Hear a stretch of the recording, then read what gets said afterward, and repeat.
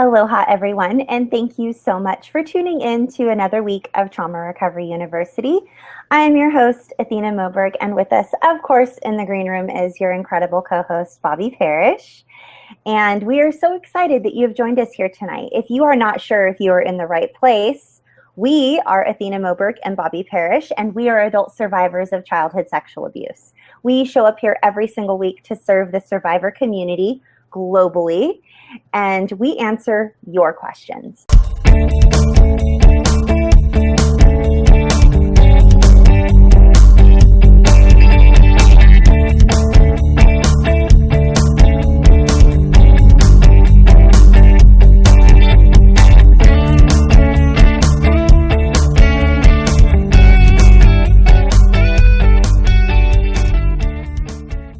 So if you are not finding us on our YouTube channel or our Roku TV channel, then please head on over there because this is a video broadcast. You can find us on Roku or YouTube by searching for Trauma Recovery University. You can also find us on Facebook, facebook.com/Trauma Recovery University. And we will give you a whole bunch of information later on how to get connected with us and how to get plugged into Safe Community. But welcome, welcome, welcome to live Q&A, which we do every single week. Every week, Monday, 6 p.m. Pacific, 9 p.m. Eastern, we show up here and answer your questions that you have regarding your recovery from childhood abuse or specifically childhood sexual abuse. So welcome, welcome. Every week we have a new topic. This week's topic is gender identity and expression. So we are going to unpack this loaded topic. What is gender identity? What is gender expression? And some misnomers that you might think, such as, well, I don't really ever find myself thinking about the topic of gender identity and expression because I'm a female and I identify myself as a female, so that topic or those words don't really apply to me. But what we found out this morning during our Twitter chat, which we have 3 Twitter chats a week, this is the second of 3. The first is #CSAQT, which stands for Child Sex Abuse Question Time. And that is every Monday, 10 a.m. Pacific, 1 p.m. Eastern, 6 p.m. GMT for all of our UK family. So this is our second Twitter chat, #NoMoreShame. Send your questions, tweet us to #NoMoreShame. And what we found out this morning during our Twitter chat was that a lot of our community members had memories, very early memories of their childhood and just thoughts about their gender, regardless of how old they were, whether they were male or female, early, young, before teens, during their teen years, or even after, and just lots of different memories and thoughts about their gender and how, not necessarily how they identified with their gender, although that was a topic of discussion, but a lot of discussion this morning was on surrounding the topic of how we express our gender, whether we express ourselves as extremely feminine or we as women express ourselves as sort of tomboy, as they call it, if you're not very much of a girly girl. And then there was some conversation after the chat and with some of our male survivors as well, and I got a few private messages. So we're going to unpack this entire topic. We are here as a source of information and support for you, the adult survivor of child abuse, and it is our honor to serve you every single week. So head on over to Twitter, use the #NoMoreShame, and tag us and ask us your questions. And I just want to say thank you to each and every one of you that show up early every week and support one another and ask questions and lend support and encouragement to one another in the survivor community.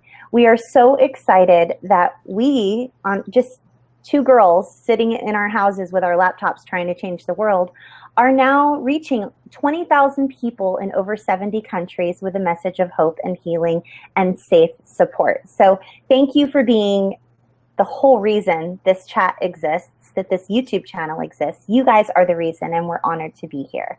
So if you are listening on a podcast platform such as iTunes, Stitcher, Spreaker, SoundCloud, or even iHeartRadio, we would love for you to head on over and look for us because this is a video broadcast, and we would love to be able to look at you and have you be able to see us and communicate with us and just resonate with what it is that we're talking about and ask your very real questions so that we can support you in any way we can and answer with very real answers. So without further ado, I will turn this over to my incredible partner, Bobby Parrish, where she'll issue a trigger warning, update you on some of our community announcements that are going on with the global survivor community, especially here in the United States as it pertains to events and groups. And then we will dive into our one-page content, which is free as a thank you for just being a loyal listener, viewer, subscriber, or just an awesome survivor. You can have access complimentary to tonight's downloadable one-page resource on the topic of gender identity and expression, and access to our entire library of complimentary downloadable resources by heading over to traumarecoveryuniversity.com or nomore-shame-project.com. Click on the tab that you see at the top that says downloadables. You'll be asked for your email address and you'll be given immediate access to tonight's downloadable one-page resource, which will encompass everything we talk about in a quick, brief, concise one-page document that you are free to print out, and you can feel free to share with your friends or just use in your survivor journey as you would find it helpful. And please, if this video has been helpful for you, give it a thumbs up or share it with one of your friends. And we would love if you would subscribe to our YouTube channel.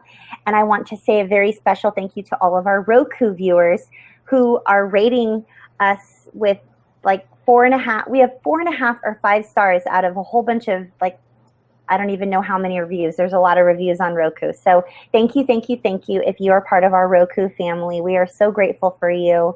And I think that that's all I have to say at this point for my portion of this broadcast. I'm going to hand this over to Bobby now so that she can give you some more announcements. Thank you very much for being here. We're honored to serve you. Take it away, Bobby. Hi, everybody. Just add my hashtag and send. There we go.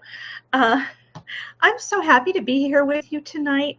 We have had a month full of very challenging and sometimes hard topics to discuss. So we're still honored to be here, and we are honored to tear apart and talk about and look at all of the hard subjects. So we have just gotten so much feedback that people needed to talk about these things, and they may not have understood them earlier or understood how they applied to them. And so when we talk about these things and we share our stories, we give people other people permission, woo, to share their stories and talk about the hard things. So I just want to issue first and foremost a big old trigger warning for the video. This is a video that discusses, or podcast that discusses, childhood abuse. So please take care of yourself and use excellent self-care while you're participating. If the video or the podcast does trigger you, just go ahead and turn it off, and you can come back to it later anytime. They're up on YouTube, Roku, iTunes within a matter of within 24 hours. So they'll always be there for you to listen to come back to. And it's possible this video maybe isn't anything that's going to apply to you.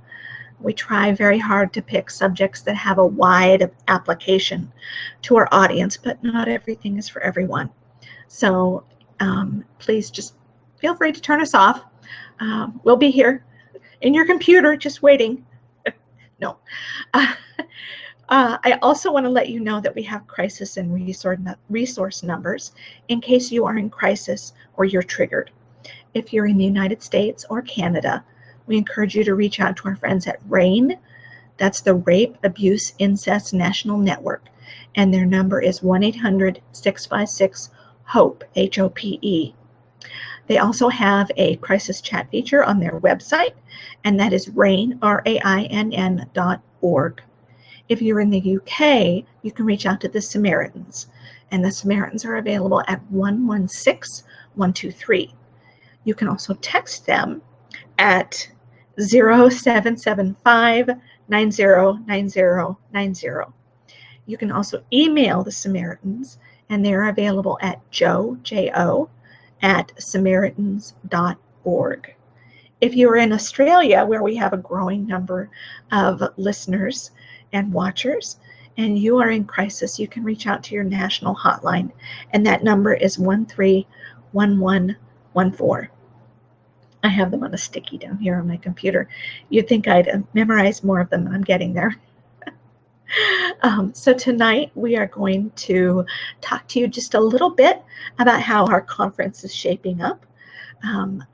Again, we are so delighted to invite everyone to our Trauma Recovery University Live in Orlando, Florida, November 11th, 12th, and 13th at the Embassy Suites Lake Buena Vista Resort. The conference will be there. There's also a block of rooms reserved, and pretty soon we'll have registration and the link to the hotel online so you can reserve your room. And we have an excellent room rate at $145 a night. It'll be also available 2 nights before and 2 nights after the conference if you want to stay and take advantage and let your inner child run wild at Disney World or Universal Studios or SeaWorld. And we have just a host of awesome speakers. We have Jody Amen, who will be there. She'll join us. She'll be talking about anxiety and a bunch of other issues. We have an expert coming in talking about sex trafficking. Athena and I will be presenting, and we're getting set up with other people who are going to come and just share a lot of information with you. And we're also inviting helping professionals. So this is a chance for the 2 communities to meet and share information with each other. We want helping professionals to learn from you, the survivors, about what you need and what your experience is like. We have a presentation we're putting together called A Day in the Life of a Survivor, so that helping professionals can see what it's really like to live inside the body with the brain of someone who has gone through childhood sexual abuse and just childhood abuse. And I want to let everybody know that we're going to have a safe room. We're calling it the art room, and it will have art supplies of all kinds. And you can come in there anytime if you feel overwhelmed or triggered, or you just need a break. You don't even have to do art. You can just sit down and socialize and talk to people and give yourself a chance to just breathe. So we welcome you. We would love to have you. We're starting Friday morning at 8 o'clock, and we will be ending Sunday at noon. So lots of content, lots of socializing, lots of chances to be in community with other survivors, and we cannot wait to see all of you there. Any other announcements that you can think of, Athena? I'm trying to think if there's anything new that has happened just this past week, since we already did a whole bunch of announcements last week. I don't think there's anything new. I do want to did you already mention the new group, or can I mention the new group? Yes, please mention the new group. Yes. Okay, so as most of you know, if you are here on our channel for, if you've been here on our channel for any amount of time, 2 things I wanted to say. One is, if you are watching a replay and you are not hanging out here with us live and you just want to see the content, you can go down below in the description section of this video, just above the comments, and you'll see a little blurb that says, hi, if you're here on a replay and you don't want to hear us talk and interact with one another, you can click on this number and it will fast forward you. So that's just as a courtesy for those of you who love to just see the content because it's valuable, but you don't want to hang out and you only have like 15 to 20 minutes. So if you're short on time and that is you, that is there for you. Number 2, I wanted to say thank you to all of our community members that spread the word. We have all these different groups that you guys can get plugged into, and they are what we call safe support groups. And you being involved in safe community is very, very powerful in your healing journey. Perhaps you've gone to therapy, perhaps you have had a counselor, perhaps you are new in your recovery journey, or you've been recovering for 5, 10, 15, 20, 30 years, the element of safe community is something that is very, very powerful. And Bobby and I have found that it's been sort of our secret sauce of like what has helped us to heal at an exponential rate when we are plugged into safe community. So we have several support groups that you can get plugged into that we will tell you about we'll tell you exactly step by step how at the end of this broadcast. But briefly, we have a co-ed group, which is men and women, and it is for adult survivors of child abuse, childhood sexual abuse. We have a group that is female only. We have a group specifically for people who are healing from narcissistic abuse. And that is something I know is not recognized in the United States in the Diagnostic Statistical Manual, 5th edition, but we do know, if you've been around for any period of time, we firmly believe in complex PTSD as a result of, oh, God bless you, Bobby. That's okay. We firmly believe here on this channel that as a result of ongoing childhood trauma, you could be living with symptoms of complex post-traumatic stress disorder. And if you were raised in an environment by a family of origin who was exploitative or abusive, then you could have been raised by someone who is narcissistic or personality disordered. We have a special group just for you. It is men and women healing together that are healing from narcissistic abuse. And then the newest edition is a group specifically for the LGBTQ community. And if you identify with the LGBTQ community and you are an adult survivor of childhood abuse, childhood sexual abuse, you identify with that community, please message us. Please go to the About section on our YouTube channel and get plugged into Safe Community and follow the 4-step process. And we are just so excited that that group has been started and is blossoming, and everyone is just healing in Safe Community, and it is so beautiful. Same with our co-ed group, same with our original group of only females, and I believe our largest group to date is our narcissistic abuse healing group, which is men and women of all ages healing from all types of narcissistic abuse, whether it is from narcissistic parents or if you were in a friendship, boss, colleague, coworker situation with a narcissist, or if you were in an intimate romantic relationship with a narcissist. So that's sort of a breakdown of all the different groups that Bobby and I have started and facilitate and moderate for you, the survivor, to come heal in Safe Community for the sole purpose of healing at an exponential rate and supporting others during their healing journey. So this is sort of our life's work. This is what we love to do. We love to create safe spaces for you, the survivor, to come and heal in safety and talk about those things that no one really talks about. Kind of like tonight's topic. Tonight's topic of gender identity and expression, perfect segue, wouldn't you say, Bobby? Yes. Tonight's topic of gender identity and expression is one that I'm sure is not at the top of everyone's list to talk about if you're out in mainstream humanity.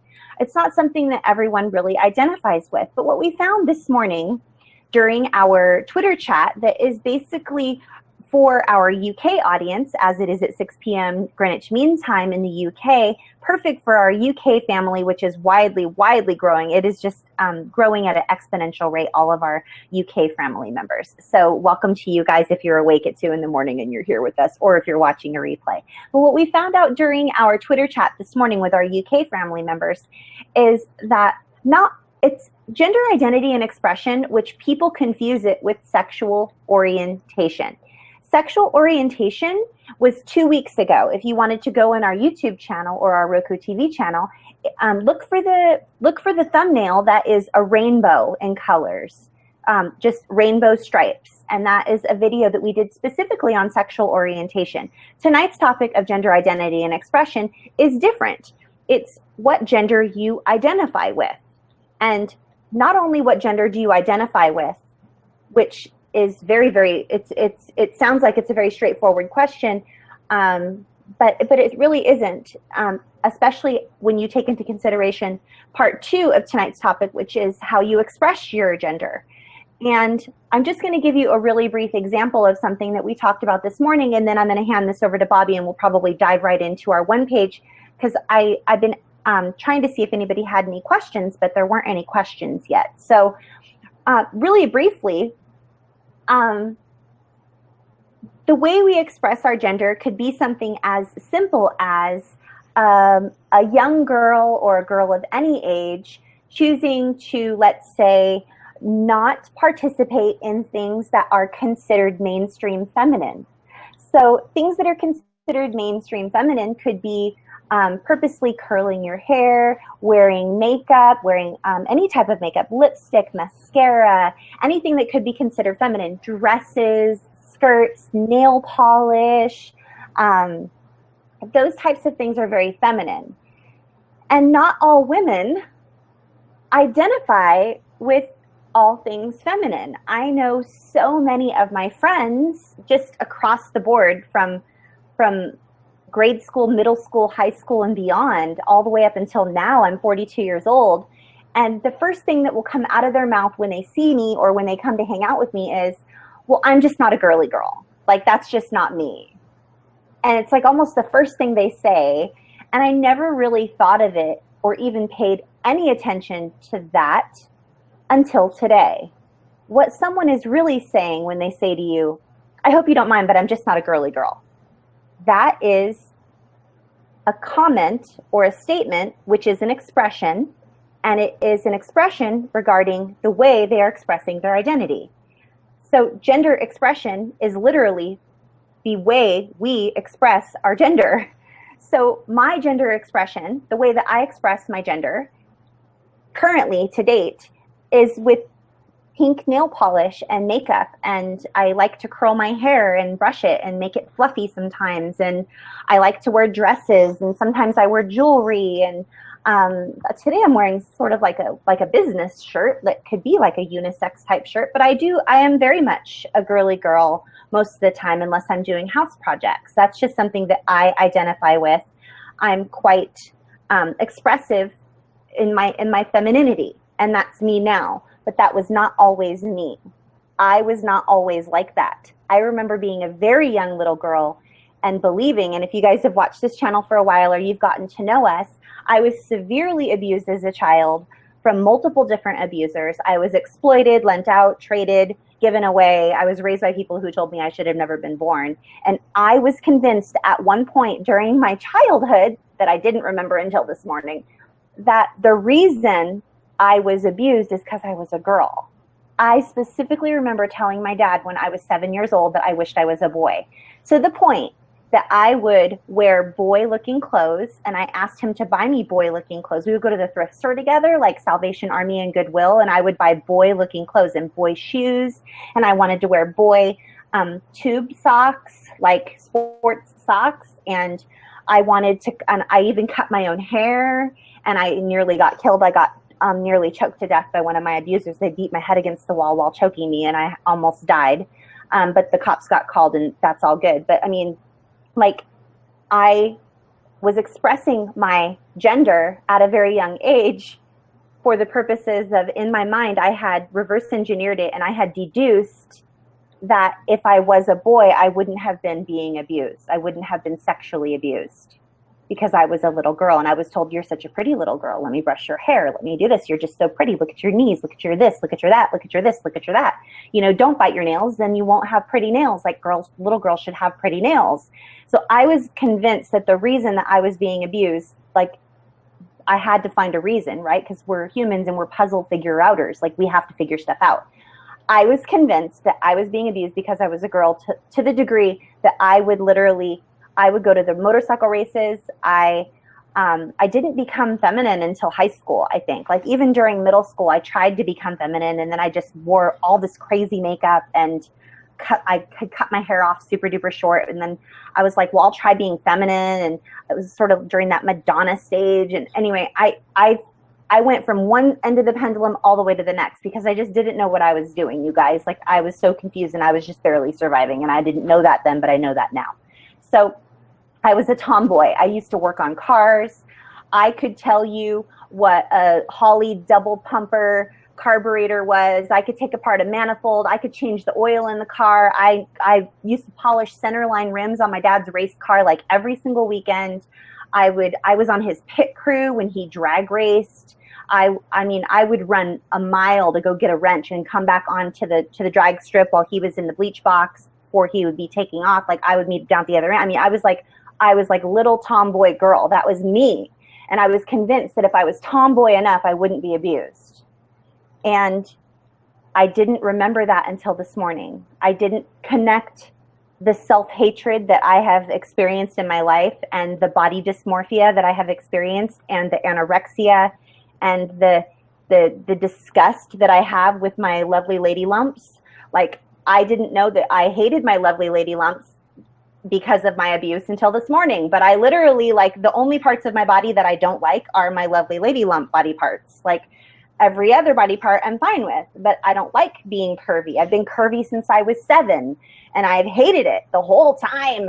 And I haven't ever really embraced it. Like, I've had parts and blips throughout my life that I've embraced it, but it was usually during those times I was anorexic and I was very, very, very skinny, and I was not able to get rid of my curves no matter how much I starved myself.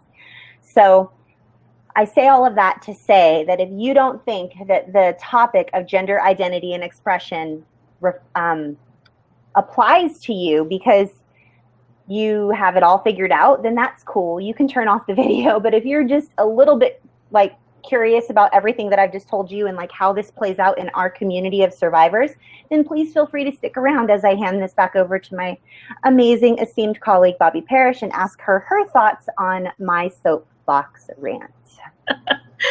I think this morning it was surprising for both of us to realize how much our childhood abuse affected every aspect of our development.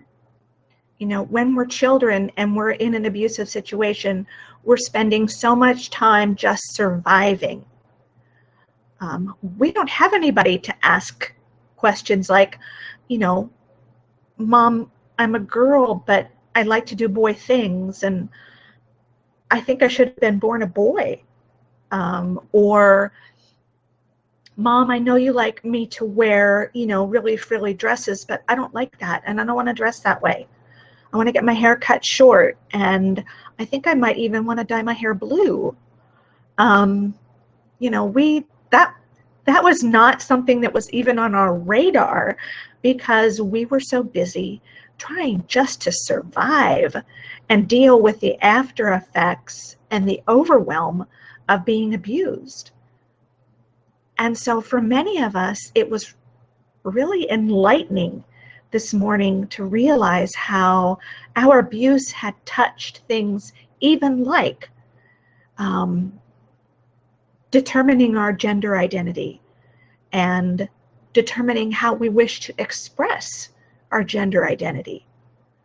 So many of the women this morning in chat talked about how they chose not to express their gender identity of feminine, as female, through their clothing, their hair, wearing makeup, because they felt that made them unsafe.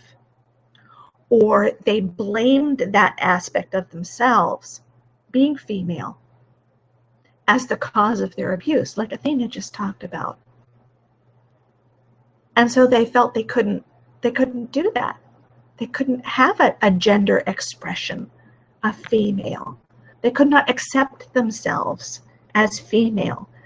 You know, as Athena talked about, we couldn't be okay in our own bodies because we blamed our bodies for attracting or seducing our abuser. You know, that's what I was told. I was told that it wasn't my abuser's fault. It was me, you know, that I had somehow seduced him, you know, which is crazy talk, but it affects our gender identity and our gender expression. Hey, Bobbi. Particularly, our gender expression. I'm sorry, particularly our gender expression, right? Or yes. Okay. Go ahead. I was just going to mention Dominique's comment. Dominique says, it's interesting to wonder how much of my interests were gender expression versus survival. At the height of my childhood sexual abuse, I was often mistaken for a boy. My abuser would shame me for not carrying purses or wearing stockings. such as saying, in quotes, femininity is an asset. Yeah. Yeah, I identify with that. I wasn't like, I didn't go to church when I was a little girl. I was raised in a Catholic home, like, and I went to catechism, but I don't really remember it. It was horrifically crazy. But I do remember my mom wearing skimpy little clothes around the house, even like if I happened to like try to have a friend over, even though I wasn't normally allowed that. And I was always so embarrassed that she was wearing like silky, weird nightgowns that were too short and like her bum would hang out the bottom. And I remember just being a little bit like embarrassed about that and thinking, gosh, I hope I never, ever, ever have a body like that. Like, that's just weird. Like, who would do that? It's like, let all the stuff hang out. Like, I was just like mortified. And so I think I saw femininity and like I said earlier, like lovely lady lumps or curves. Like, I think I saw that as something that was a part. I attached it to one of my abusers. And so therefore, with my childlike black and white thinking, I was like, ooh, lovely lady lumps, curves attached to crazy, abusive, horrific, exploitative, bad. No, I don't want that. Like, I think like in my child mind, like that must have been what I had deduced, even though I can't really figure it out now because I'm 42 and like I can't really remember specifically what's going through my mind, but I can imagine in my own childlike thinking, Bobby, that I was identifying all things womanly, right, with like, no, no, no, no. You know? yes. What was your experience in the home, Bobby, with femininity and like Dominique was referencing like stockings and carrying a purse and like I'm having like a block. So like what was your experience in the home with things like that? You know, it was interesting because my mother always, until I was old enough not to let it happen, my mother would always cut my hair really short. And I hated it. I liked having long hair. I wanted to have long hair. I wanted to be girly. And for a long time, you know, when my abuse first started, my abuser was very kind to me, which is weird and wacky, and I know that doesn't make sense. Those sound counterintuitive. But he did everything he could to begin with. My initial grooming was all about making me feel special. And so for a long time, I felt so special. And then when he stopped abusing me and started, you know, calling me a whore and telling me I'd never amount to anything because that's all I was, I still wanted to be special. And I identified my female gender expression as the way to become special again. And so I used that to get the attention of other men, and I had a period of real promiscuity because that was the way that I thought I would get what I needed, which was approval and affection.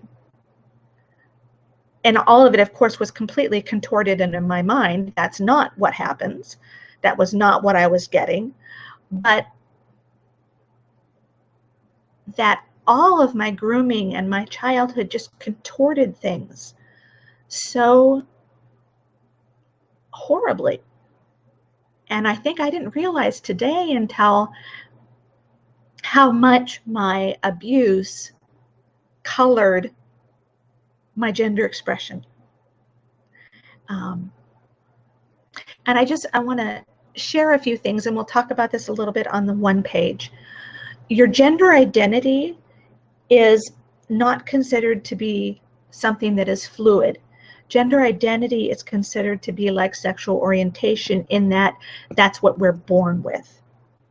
So if we are born with, even though we may be born into a biological male body, we may feel feminine. So gender identity, what we identify ourselves with inside us, in our identity, regardless of the biological gender that we were born with at birth. That's our gender identity.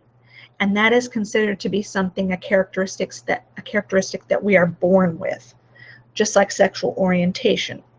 But gender expression, how we express our gender identity, is considered to be more fluid, because maybe because of style, it may be because of likes and dislikes. We might want to experiment with really short hair, we might want to experiment with having long hair, we want to experiment with having no hair. You know, our needs and our wishes, things are fluid, but gender identity is considered fixed. So I wanted to kind of share those two different definitions so that people understand the difference between gender identity and gender expression. And you can have a bit of an understanding of the whole underlying ideas and concepts that we're talking about. And we'll talk about that some more when we look at the one page.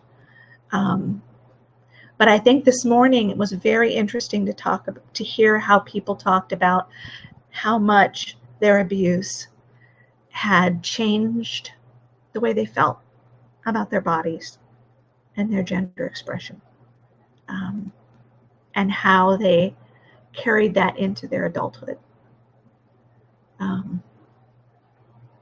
It was very triggering for many people. So if we don't have any more questions, Athena, shall we move on to the one page? I have a couple of, gosh, I feel like this is like so high up. Sorry, guys. Okay, how's that? I feel like that's a little better, like I'm not so in the dark.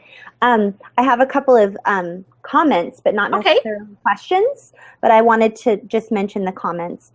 Jack is all about the tomboy. Like, Simi's a tomboy, his daughter's a tomboy, he loves tomboys. He thinks that that's awesome, that they're just rocking like how they want to express themselves. He really likes that.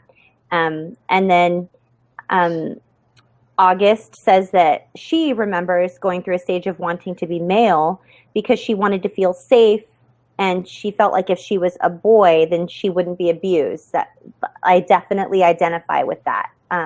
August, I definitely identify with that. And then Sarah was just Sarah Unkefer. I hope I'm saying that right. Sarah, is it Unkefer or Unkefer? I'm hoping I'm saying it right.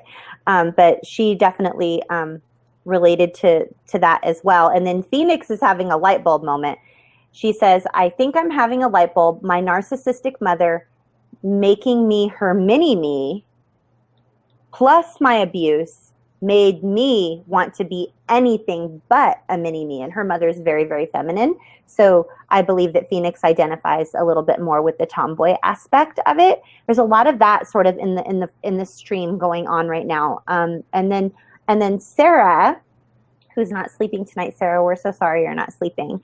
We're talking about being feminine and wearing dresses, and she still struggles to wear dresses to this day because she doesn't feel as safe, because wearing a dress would be like feminine, and a lot of women that were sexually assaulted or abused, it seems in the Twitter stream, do not feel as safe identifying or expressing their gender in a feminine way. They feel that that is unsafe in many ways. So, and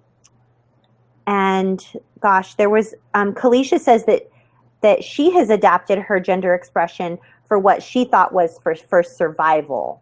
And I identify with that for sure. Yeah. And then it's Laura, says that she somehow thinks that she's in denial about this topic because she is just a tomboy at heart. And she always wears like sweats. And she says she wears a baggy jumper and she loves it. And I don't know how to do her accent. Otherwise I would try, but I don't know how to use an Australian accent. And then Maya, you guys all know Maya. She's an incredible artist. She's got the cute, short, funky hair, and she's just amazing. She loves Duran Duran. She's very expressive.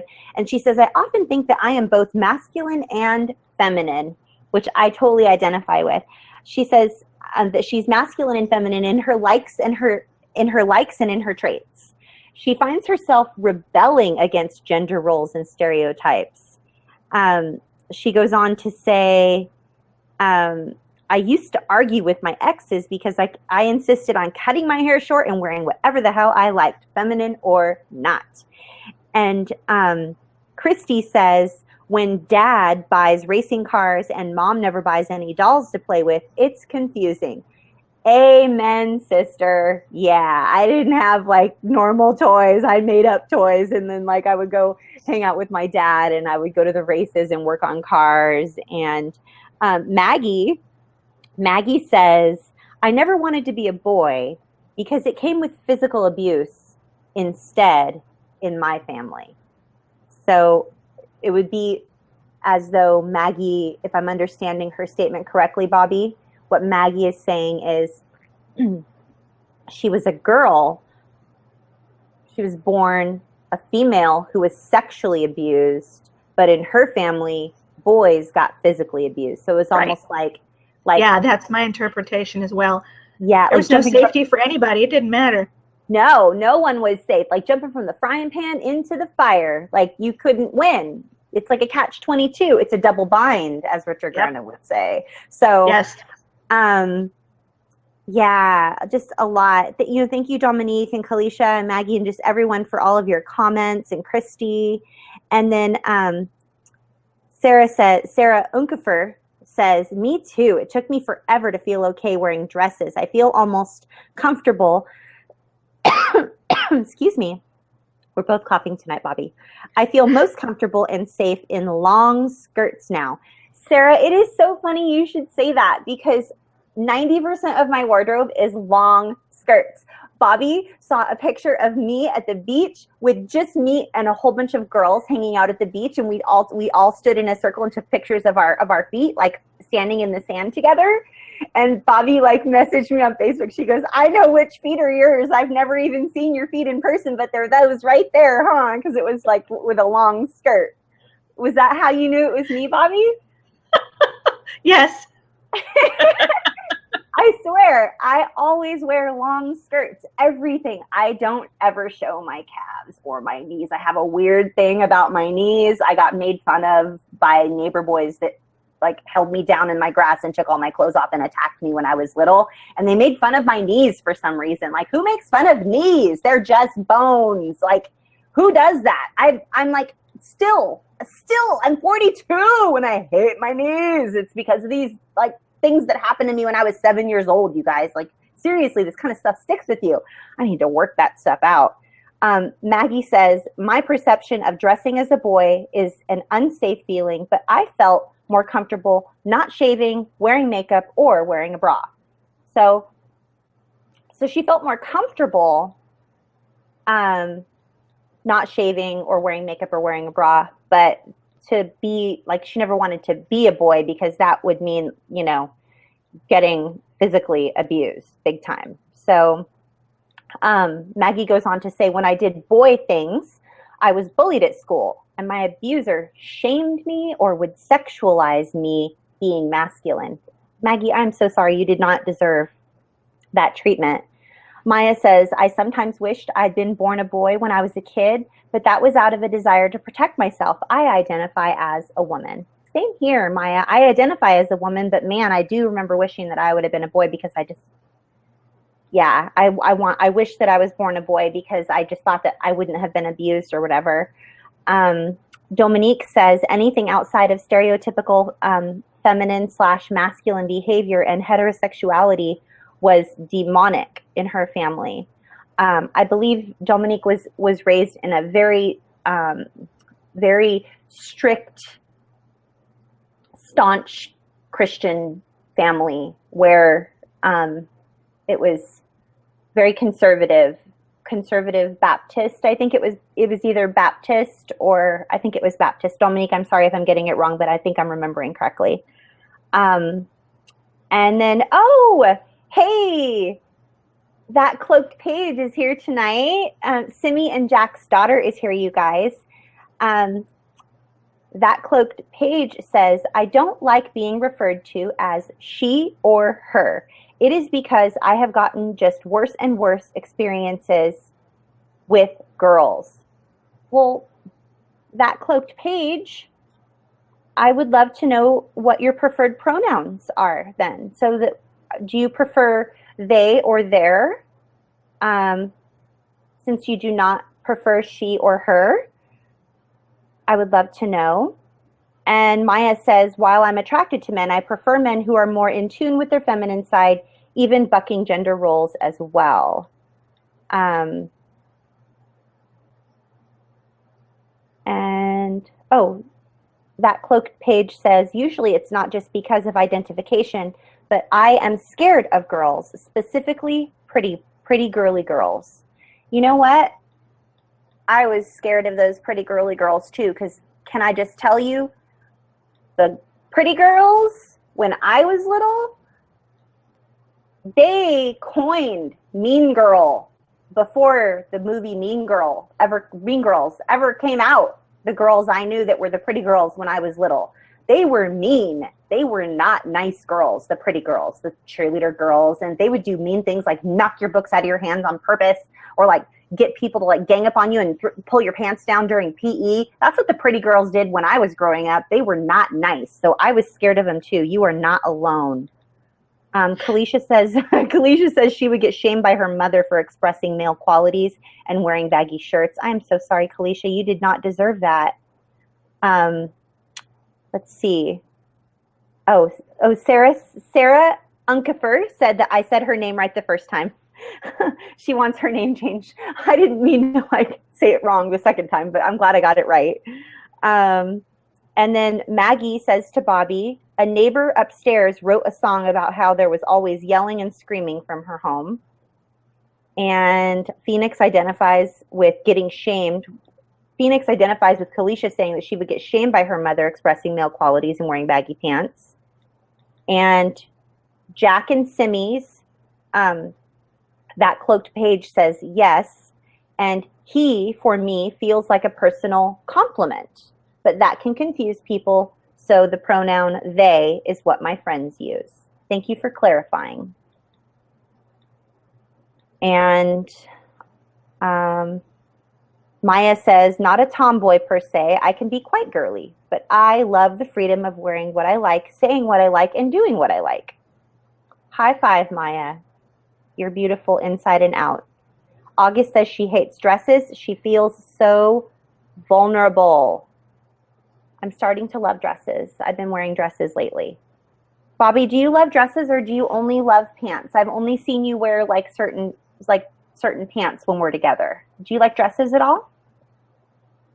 Dresses, not so much. Skirts, I'm okay with. I don't know what it is about dresses.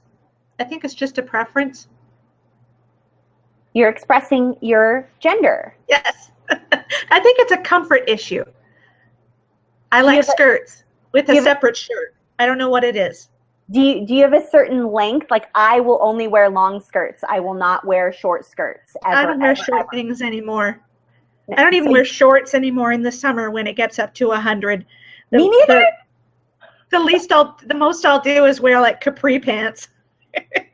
Yeah. Like, I don't even think I own a skirt that is like a capri length skirt, a T-length skirt, they call it. I think I only own long skirts, and I don't own a pair of shorts at all, like, period. I live in Hawaii, and I don't own a pair of shorts, you guys. No. Yeah. I suppose we should jump into content, but I have truly enjoyed discussing this very delicate topic with all of you, our survivor peeps. We think the world of you, and we want you to know that there are no topics that we're afraid to address with you. I did get 2 emailed requests for video topics, Bobby, and I'll forward those emails to you this week so that we can add them to our editorial calendar. And what else did I want? I don't forget what I wanted to say. Oh, this morning, someone mentioned during chat, oh, it just escaped me. I believe it was Brenda. Brenda Ewan this morning said that she can see very clearly that our survivor community is so hungry to talk, like, for lack of a better, more appropriate phrase, they're hungry to discuss these difficult topics because they delve deeper than the topics they would normally discuss in therapy or counseling. So she was sort of giving us kudos or like high fives, you know, like, hey, way to go, talking about the tough stuff that nobody really talks about, not even in therapy. So, well, and yeah. I think too, these maybe were questions that if we had been raised in a functional family environment, we could have been able to talk about with our mom or dad and our family or an aunt or an uncle or someone. But we didn't get to. And so now here as adults, we're having to raise ourselves, and we need to have someone to talk to. We've got to talk about these things. Otherwise, we're walking around wondering and not understanding and being confused. So I think in some ways we're all kind of reparenting ourselves as we talk about these things, which we should have had to talk about a long time ago. There's a lot of reparenting going on, and I would like to point out what you just said, Bobby. Like, these are natural things that we need. Yep. Children are naturally curious, and children are naturally confused about things like this because it's not discussed, right? Right. But I would like to point out the obvious, and that is that, hello, Jack and Simi have a family. And in their family, their children feel safe to talk about the questions they have regarding their sexuality and their bodies. And I think that's phenomenal. I mean, high five, guys, for reals. Like, I mean, I remember talking about this kind of stuff with my son. I do remember this. Yeah. I remember him one time dressing up for a play or something at school, and his role in the play required him to wear these little pants that were like bell bottoms, and the perfect pants were Mary-Kate and Ashley pants. And I'm like, are you okay if they're Mary-Kate and Ashley pants? They're the perfect style for what you need for the play. And he's like, yeah. Like, he wasn't like, no, that would totally not be okay, Mom, because hello, they're Mary-Kate and Ashley pants. Like, I feel like that's how it would have gone down, like, in my house. You know what I mean? Like, I really just want to say, parents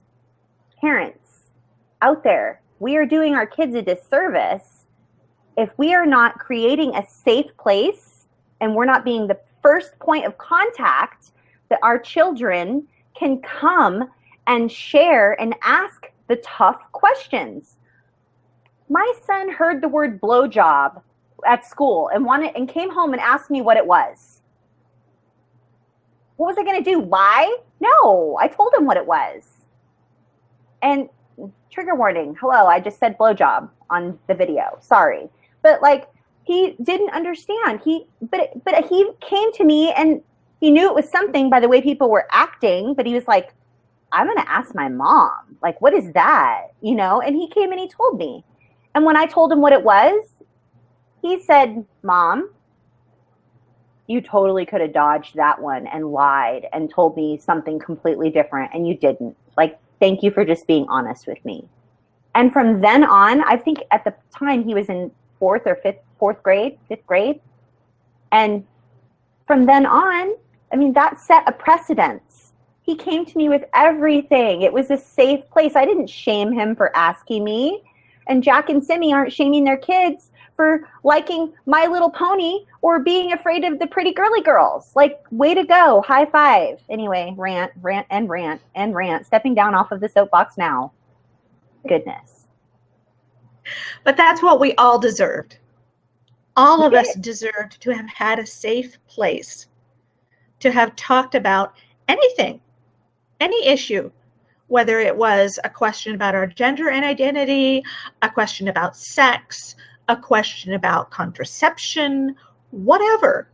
We deserve to have that safe place. So that's what we're creating now, is a safe place to talk about the good things, the hard things, the scary things, the things that make us happy, doesn't matter. Doesn't matter. We're here to talk about it all.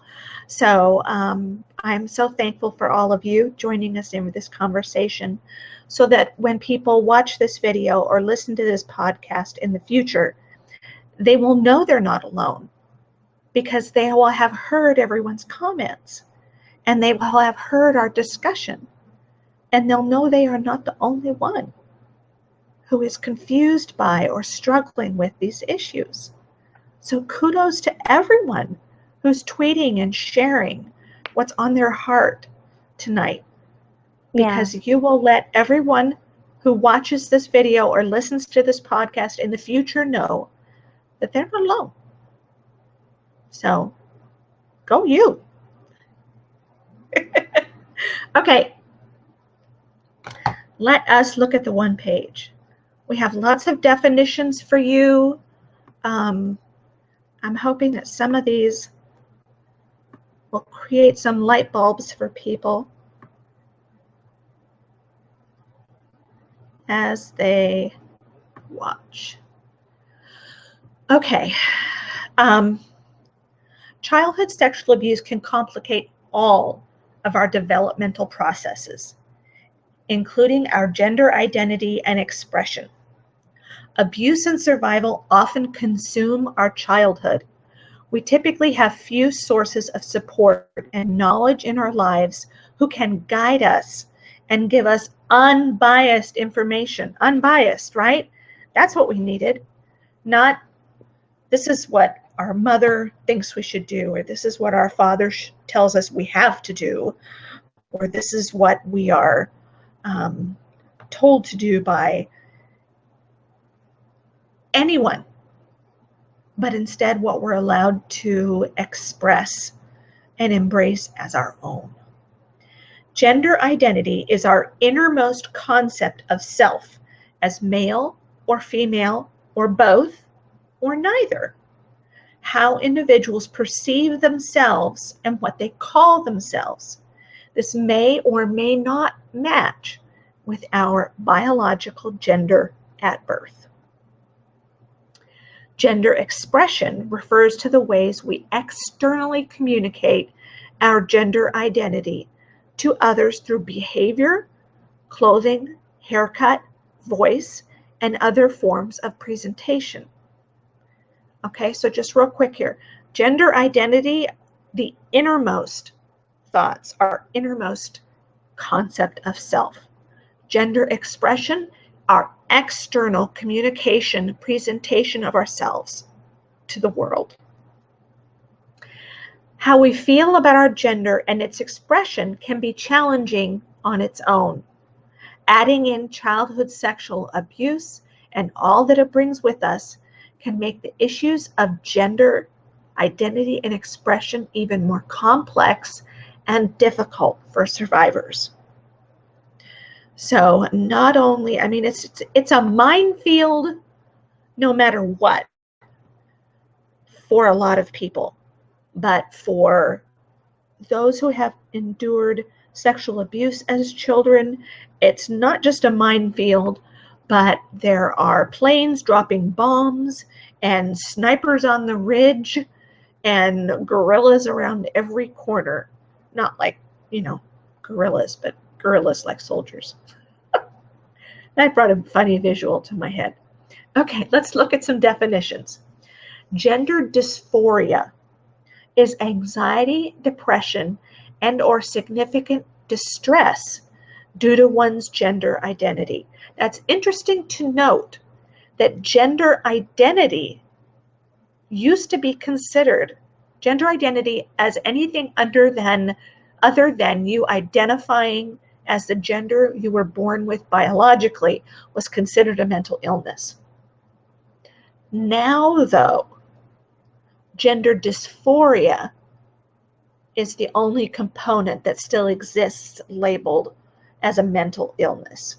So, and gender dysphoria only applies if you are depressed or anxious or, as they said significantly distressed.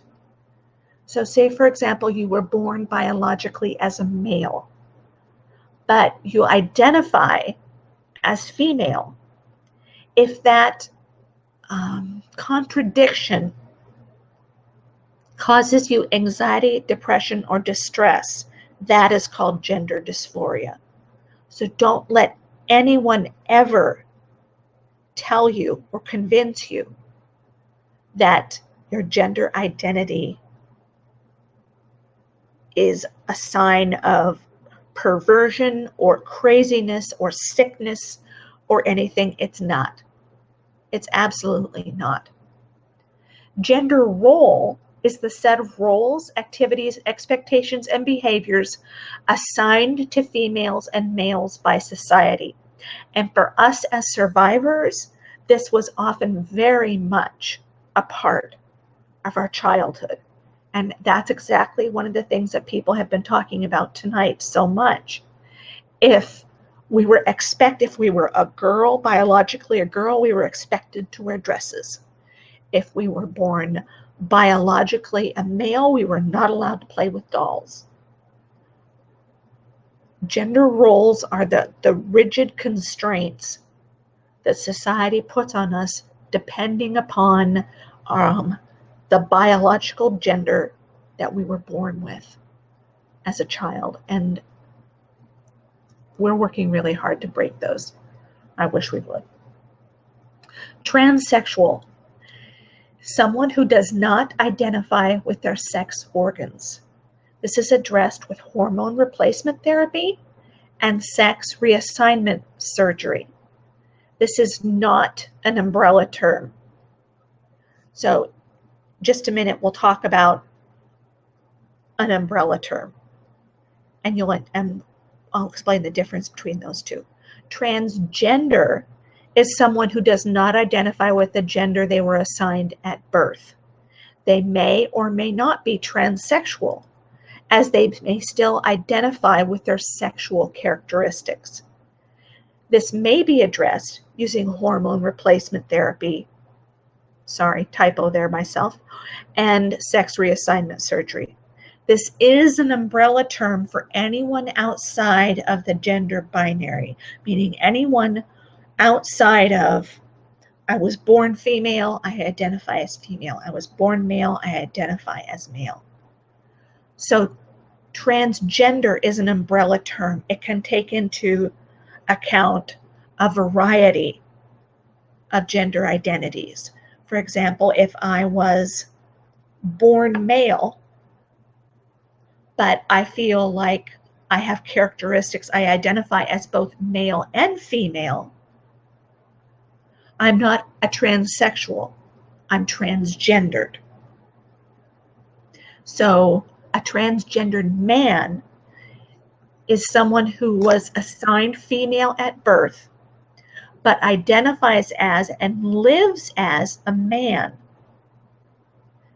They may shorten it to trans man, use the acronym F to M, meaning for female to male, or prefer to simply be called men without any modifier. It is always best to ask which term an individual prefers. It is always respectful to ask someone which gender pronoun they wish you to use when referring to them. A transgendered woman is someone who was assigned male at birth, but identifies and lives as a woman. They may shorten this to trans woman. They may use MTF, which means male to female, or they may simply prefer to be called a woman without any modifier. Again, it is best to ask which term an individual prefers. I'm going to move the page up here a little bit. Gender normative, CIS gender, refers to people whose sex assignment at birth corresponds to their gender identity and expression. Okay, so I am gender normative. I was born female, I identify as female, and for the most part, my gender expression is as a female. Gender fluidity conveys a wider and more flexible range of gender expression, with interests and behaviors that may even change from day to day. Gender fluid children do not feel confined by restrictive boundaries of stereotypical expectations of girls or boys. In other words, a child may feel they are a girl some days and a boy on others, or possibly feel that neither term describes them accurately.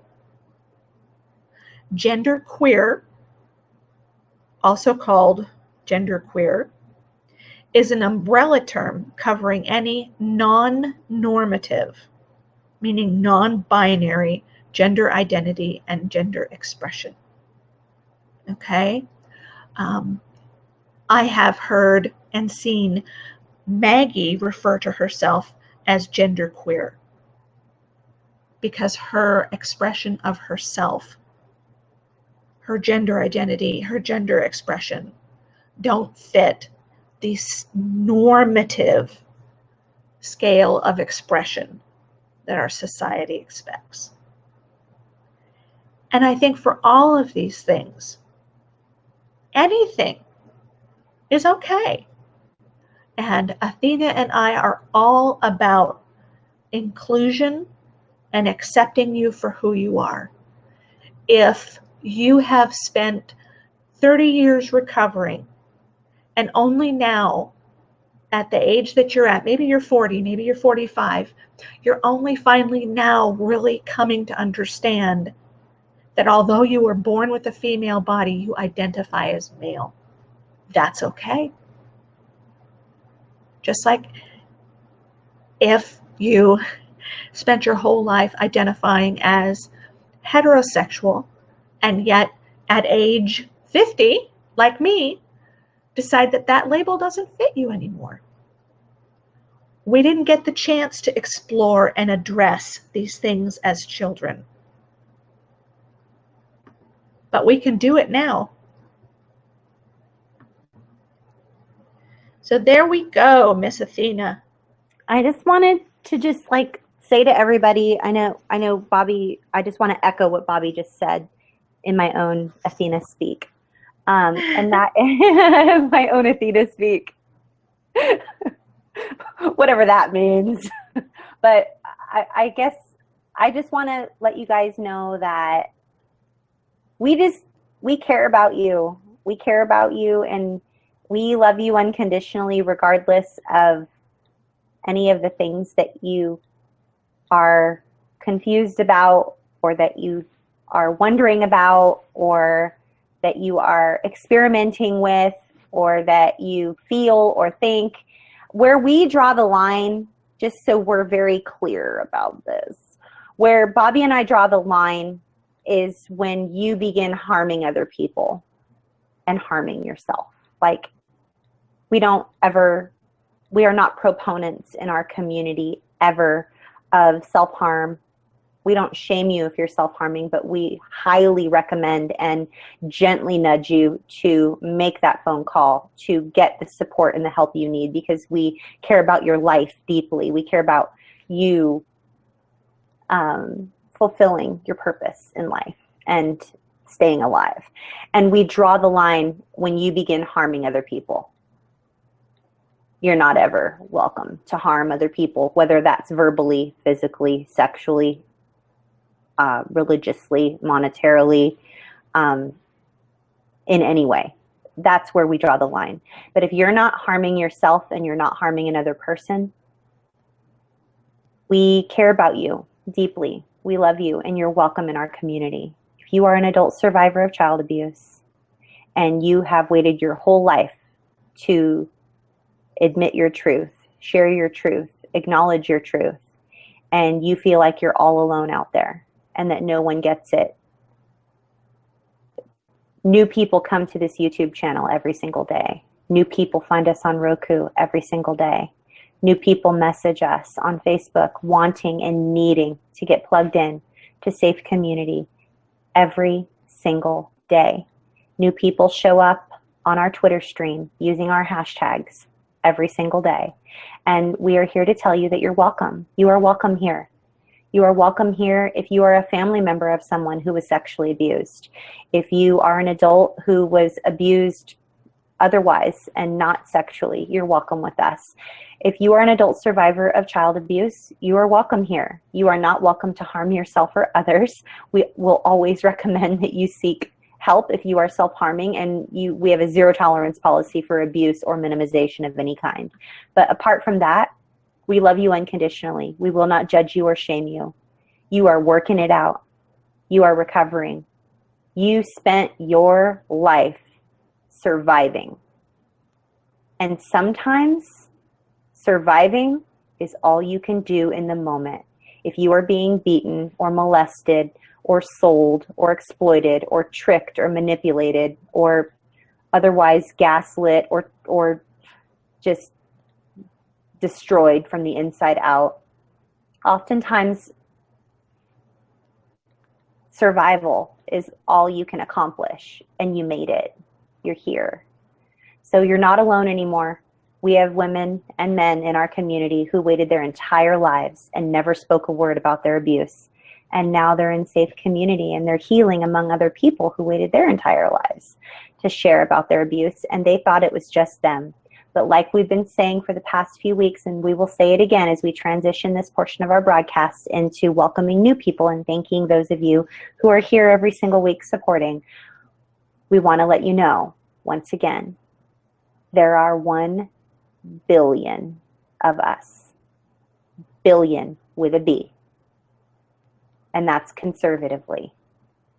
1 billion of us in the planet. And if you want to just talk about the United States alone, close to 2 million, over 2 million. So please, please, please, please don't wait. Reach out, get connected, heal at an exponential rate, help other people, advocate for others, advocate for yourself. And just know that you're not alone. You are welcome here. You are welcome here. This is a safe place.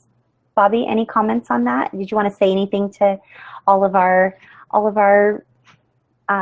friends and peeps and family members and loved ones that are here every single week before we transition into welcoming new people? I'm just the same things that you're saying, Athena.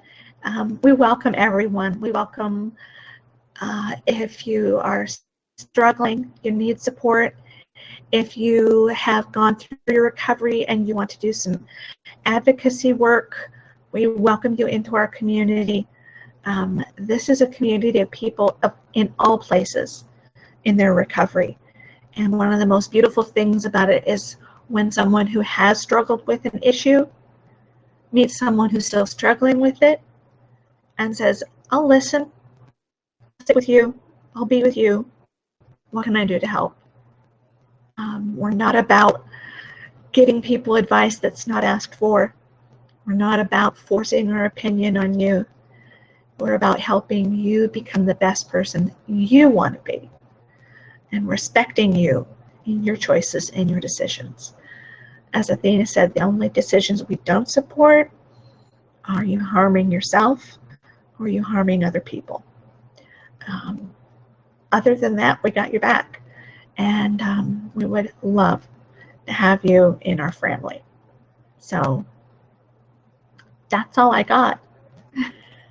All right. Well, we have so many awesome, I can't even go into all of the amazing comments that are happening, just the outpouring of love for this community here on the Twitter stream tonight.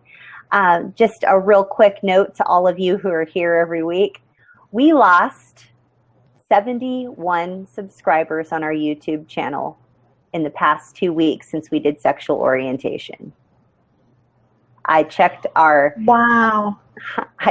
stats this morning because I knew that June being Pride Month and us being dedicated to talking about the hard topics of sexual orientation and gender identity, and June being PTSD Awareness Month, PTSD, and next week, don't miss it, complex PTSD, I knew that there would be some attrition. I knew that there would be a little bit of flack since I've been getting so many letters and emails and direct messages and tweets and things and stuff about everything. You know, I just have to say it's okay. It's okay if we Yep, lost it is 71. okay. It's okay if we lost 71 people, because Bobby and I aren't here ever to tell you that we're perfect and we're for everyone. We will tell you wholeheartedly and fiercely that we care about you and we care about your recovery journey from being sexually abused as a child or abused otherwise as a child. All the other stuff is semantics.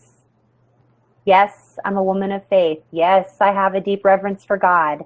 Yes, I am grounded and rooted in my faith, and I feel like that's why I'm even alive. Does that mean that I am going to beat you over the head with my Bible? No. I have a very personal relationship with Jesus. That is my spirituality. I am respectful of everyone else's beliefs, and I gotta believe that a lot of those 71 people that hit the road were some people that didn't really identify with or agree with or approve of some of the comments I made on our video during the topic of sexual orientation. But you know what? It's okay. Your opinion is okay. My opinion is okay. I am not here pretending to be perfect. I'm working it out just like everyone else. I'm broken just like everyone else. And thanks for loving us just for who we are and for sticking around. And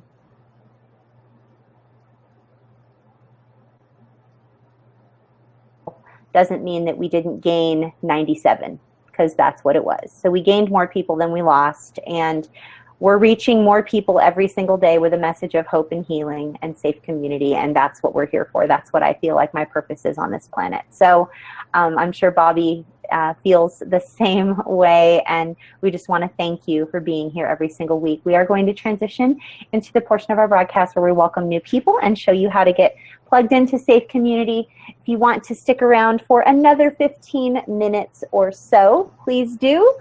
Otherwise, hit the like button, share this with someone you love, or subscribe to our channel. We would really appreciate it. Get the word out, raise awareness about childhood sexual abuse, and that there is hope and healing in Safe Community. And thanks to each of you that left SpeakPipe messages, emails, YouTube comments, direct messages, and everything in support of the awesome work that we're doing. And we can't wait to meet you in person in Florida during Veterans Day weekend this year. Okay. Let's share. Oh, here we go. I had someone ask me today, when is Veterans Day weekend? You keep saying Veterans Day weekend, Athena, and what I meant to say is November 11th, 12th, and 13th. Is that that's the correct one, right? Or is it Right. 12th, 13th, and 14th? No, 11th. November 11th, 12th, and 13th, 2016 is when we will be having our event in Orlando, Florida at the beautiful Embassy Suites, Lake Buena Vista. See you there, guys. Yes. Friday, Saturday, Sunday. Okay. All right. Ways, whoa, that's too big. There we go. Ways to join our Safe Community. We have three.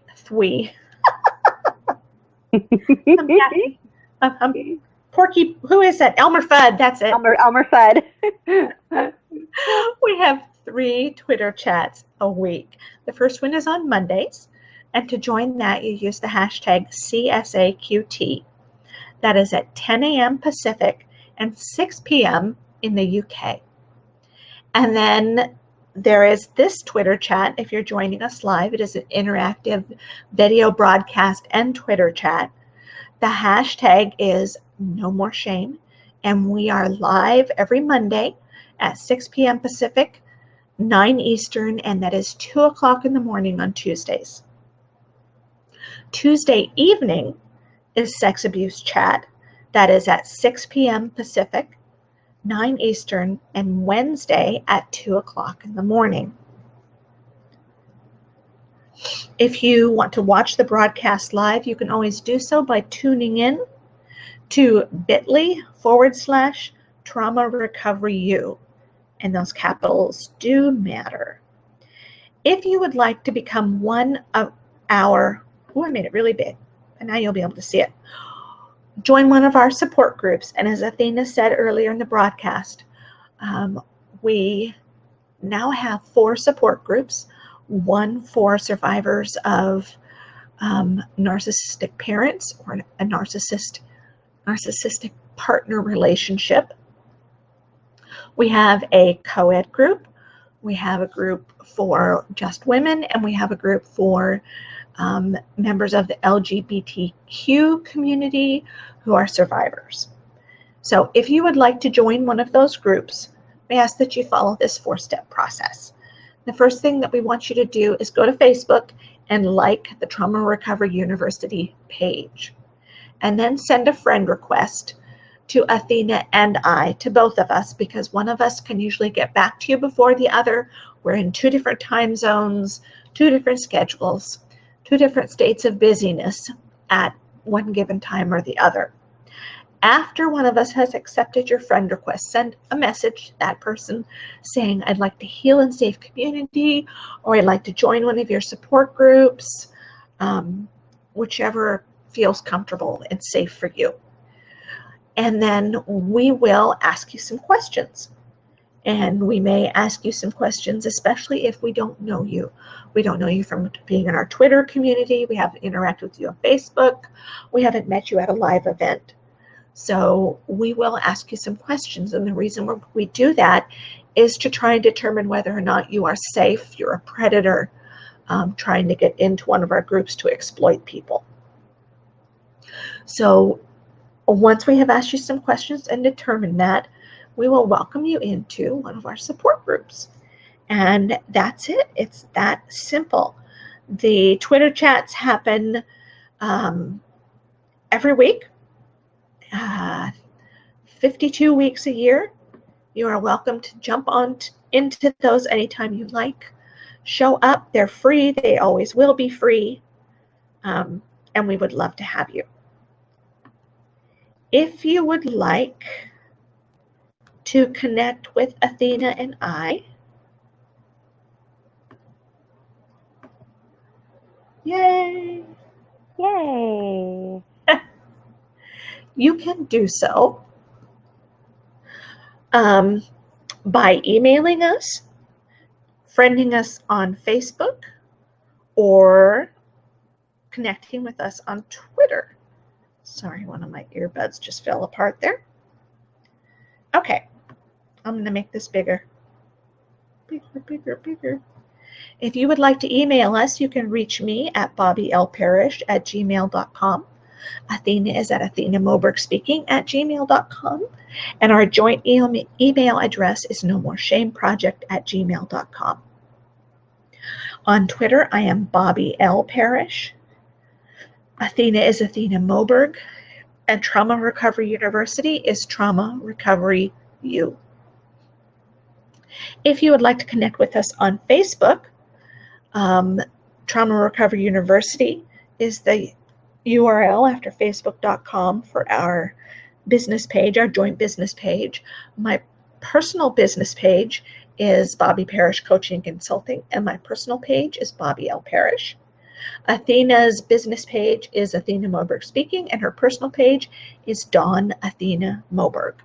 You can find all of our replays from every week going back for about 20 months now on YouTube, Roku TV, and Google+. Just do a search for Trauma Recovery University and they will pop right up.